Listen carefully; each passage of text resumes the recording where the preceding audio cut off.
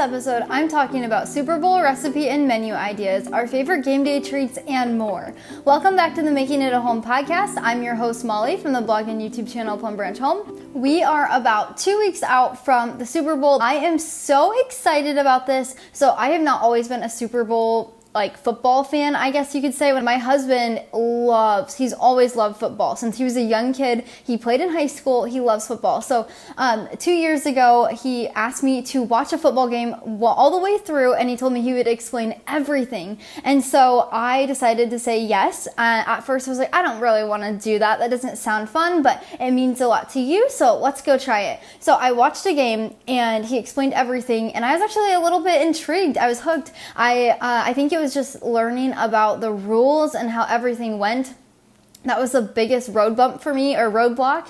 I didn't really understand how the game was played. So once I understood that, I could actually enjoy the game. And it took me probably, it took me about an entire season to really get the hang of what was going on. And I still ask questions today. I'm no expert, and I honestly sometimes get confused and I lose where the ball is, but it's really fun to watch with him, and I actually enjoy it. I'm very excited to watch this year, as I am sure you are, since you're listening to this podcast episode. But even though I love football now and I love the game, I love the food. Obviously, if you follow along on any of the platforms, especially the blog, you know I am a huge recipe fan. I love food. I always have. I love how you can serve something to someone and it makes them feel so loved and taken care of, and it brings people together. So what's better than having a football spread for the big game? So I want to start by sharing a few of our favorite Super Bowl recipes. So my husband and I were just talking about this earlier today. We were trying to decide what we want to have on our menu. Every year I make a menu.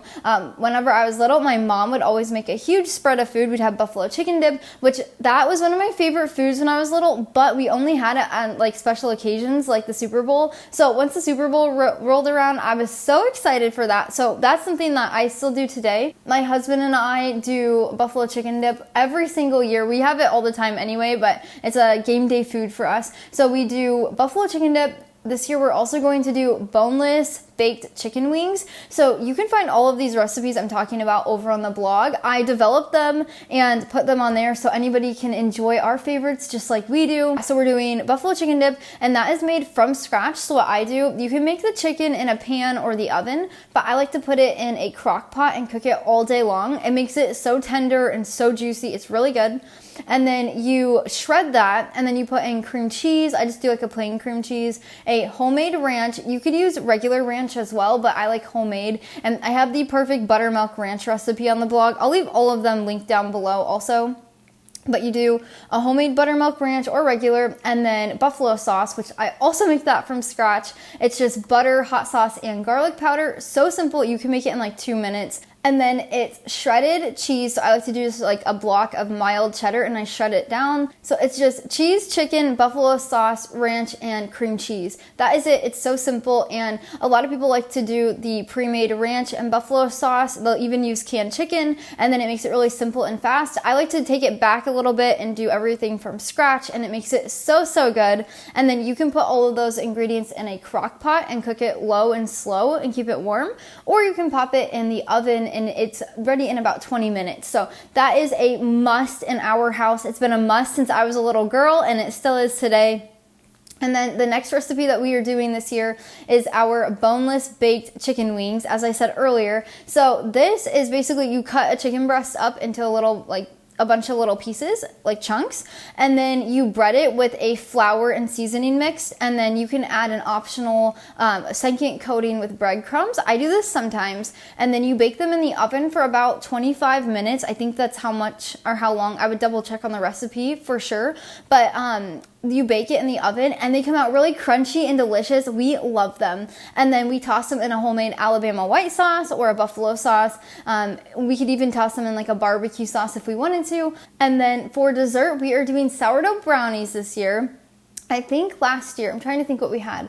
I'm pretty sure we did some kind of pie or something like that. I can't remember. But this year we are doing, I think we did some kind of cobbler. I'm not sure. But this year we are doing sourdough brownies. My brownie recipe is so simple and delicious, and it's all from scratch, so there's no extra additives or junk in there. I love that, so we're doing those. If you wanted, you could even get a football cookie cutter and cut out individual brownies and make them look like a football, and then you could add some kind of icing to make the laces, and that would be a cute idea. But I am going to just make regular square brownies, and that's going to be our dessert. And then we are also going to do homemade mozzarella bites. So these are super cool.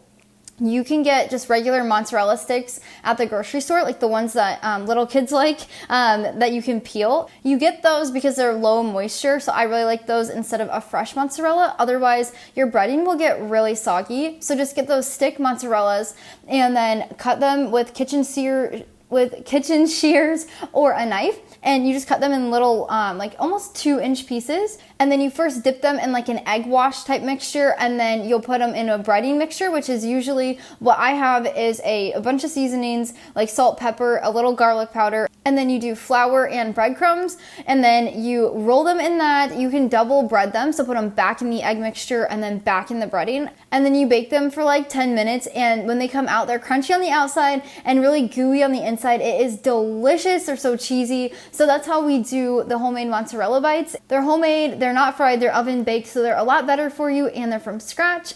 And then I like to dip them in, my husband and I like to dip them in a homemade marinara sauce, which that recipe that I have, you just dump everything in a blender, you blend it, and all it is diced tomatoes in a can, and then you'll add in a little bit of tomato paste. It makes it a little thicker and gives it more of a rich flavor. And then you do garlic powder, salt, and pepper, and I think that's it. There might be something else that you put in there. Definitely check all these recipes. This is just off the top of my head, but you just dump all of that in the blender, blend it for like 10 seconds, and you're ready to go. You can serve it cold or hot. So those are the things we are having this year, but I wanted to share a few other Super Bowl recipe ideas with you beyond what we're having this year. So I have so many other recipes on the blog. I probably could sit here and list them for an hour, but I'll keep it narrow to the ones that I know you guys will really, really love. So one that is really popular right now, tons of readers are looking at this recipe, so maybe you'll want to as well. It's my Rotel dip made from scratch, and it has 0 Velveeta in it, or Rotel tomatoes. So it's made with fire roasted tomatoes, and you do cheddar cheese, and then you make a roux. So it's just flour and butter in a pan, and you kind of brown it for a minute, and then you add in some fresh milk, and then you'll add in shredded cheddar cheese, and then your fire roasted tomatoes, and then a little bit of salt and pepper and a little garlic, and that is it. And then you just let it simmer on the cooktop for about 10 minutes, and it comes together. And then it also has ground hamburger in it as well, but you could also put this in a crock pot of some sort if you wanted to, and as long as the beef is already cooked, I would probably cook that first. That way you don't have all that excess grease, but cook the beef and then put it all in a crock pot, and it can melt all day and keep warm. But I like to make it on the stovetop because you can make it in like 15 minutes. It's so simple. Let's see, what other recipes do we have? Another good one is sourdough pigs in a blanket. So that is just my sourdough crescent roll recipe, and you'll roll up a hot dog. I really love the Teton Waters Ranch hot dogs. You can get them at Sprouts. I think you can get them at some Costco's. I'm not sure. The Costco near us here in Tennessee does not have them, but maybe they do in your Costco. But I get them at the Sprouts grocery store, and you can go on their website. It's just Teton Waters Ranch. And then they have a tab where you can look to see where you can get their hot dogs, but they're wholesome, they are grass-fed, and there's no fillers, no additives, no junk, there's no nitrates or any of that, so that's why I like to use those. And again, you have no additives or junk or fillers in your pigs in a blanket, so that's a wonderful recipe. You could also do for desserts, you could do some kind of cookie, so I have sourdough sugar cookies, you could do a lemon pound cake, you could do a carrot cake, a vanilla cake, you could do all kinds of different scones, so I would even do, you could do a jalapeno cheddar scone, you could do a jalapeno popper scone, all of these are on the blog.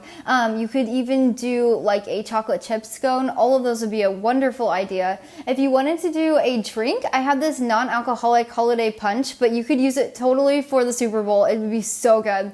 It's just sparkling water, pomegranate juice, orange juice, and then a little bit of cane sugar, and it's all wholesome. It's delicious. We love it, and that would be a great punch for your game day. So those are some recipe ideas. I highly recommend going over to the blog and checking out more recipes. I have tons and tons and tons. You could even do like a sheet pan taco for something easy, or a big batch of my game day chili with no beans. So those are just some recipe ideas. And then a few days before or a week before, what I recommend doing is sitting down and figuring out your plan for your menu for sure, and then writing down when you need to get things in the oven or going. If you're using slow cookers of any kind, then you will have a little bit of more time. You can start those at lunchtime and let them simmer and cook all day.